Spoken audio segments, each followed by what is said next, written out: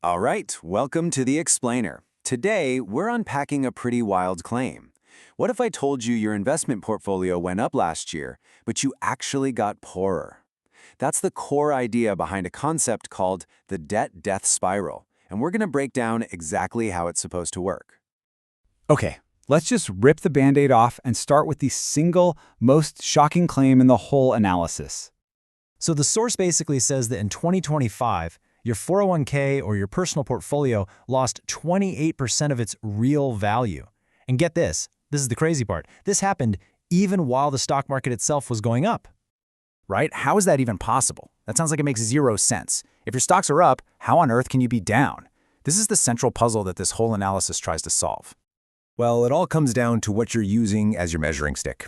See, when you look at the S&P 500 priced in US dollars, yeah, it gained 18%. But, and this is the key, when you price it in gold, its value actually fell by 28%. That's a massive 46-point swing. And that's what the source argues is the real story of what's happening to our money.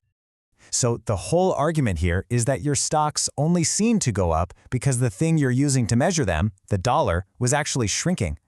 It really is like trying to measure how tall you are with a ruler that's secretly getting shorter every day. The number might go up, but you're not actually getting taller. Okay, so how did we get into this mess?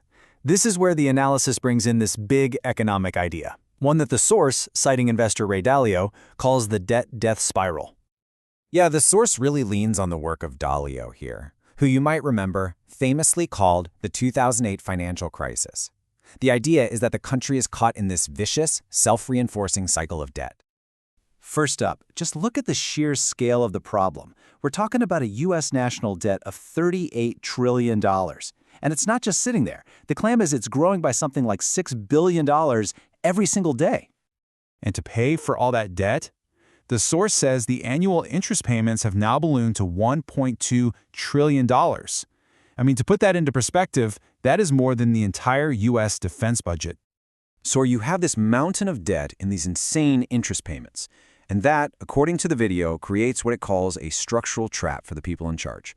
Basically, there are ways out, but none of them look good. According in this analysis, the first two options are basically political suicide, right? Raising taxes could cause capital to flee the country, think about what happened in the UK, and cutting spending on massive programs like Social Security or Medicare, well, good luck getting reelected. And that leaves, well, it leaves the path of least resistance. Option 3. The analysis concludes that the only politically survivable choice is to fire up the printing presses. You print more money, which makes the debt you owe worth less, but it also makes every single dollar in your pocket worth less too. So this whole domestic problem isn't just happening in a bubble. The source argues it's triggering a huge and fast-moving reaction across the globe. This timeline lays it all out. It points to the 2022 freeze of Russia's foreign reserves as this huge catalyst. I mean, the argument is pretty simple. When other countries saw that dollar reserves could just be seized, they all started thinking, wait a minute, what if we're next? And that's when they really started looking for an alternative. And what was the result? Well, according to the source, central banks all over the world more than doubled the amount of gold they hold as a piece of their total reserves. And they did it in just a few years, buying it up at record rates. The source gives this a name, capital wars.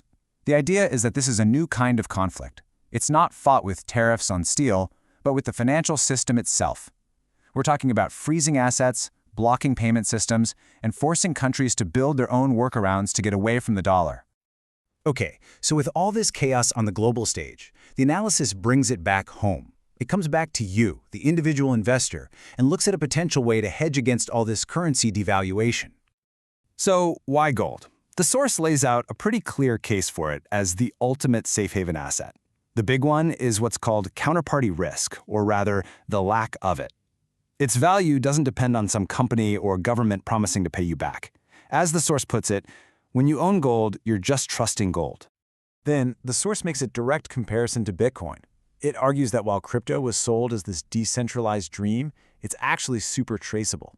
The conclusion presented here is that gold's incredible 5,000-year track record and its physical, tangible nature just make it a more reliable place to store your wealth in a real crisis. And to cap it all off, the analysis points right back to the expert it's been quoting this whole time, Ray Dalio. He apparently suggests putting anywhere from 5 to 15% of your portfolio into gold. All right, let's bring this all together. What's the final, big-picture takeaway from all of these connected events? The core message is simple. Follow the money. Forget the noise, forget the political speeches, just follow the actual money. Don't listen to what the politicians are saying. Look at what the world's central bankers are doing with their reserves. Because ultimately, the source frames this as something much bigger than just a market trend. This is presented as a fundamental, historical shift. It's about a growing, global distrust in currencies that can be printed into oblivion, and a return to an asset that can't be. And that leaves us right where we started, with the one question this whole analysis is designed to make you ask. If that measuring stick we use for our wealth, the dollar, really is shrinking, then in a world of devaluing currencies, how do you protect your own purchasing power?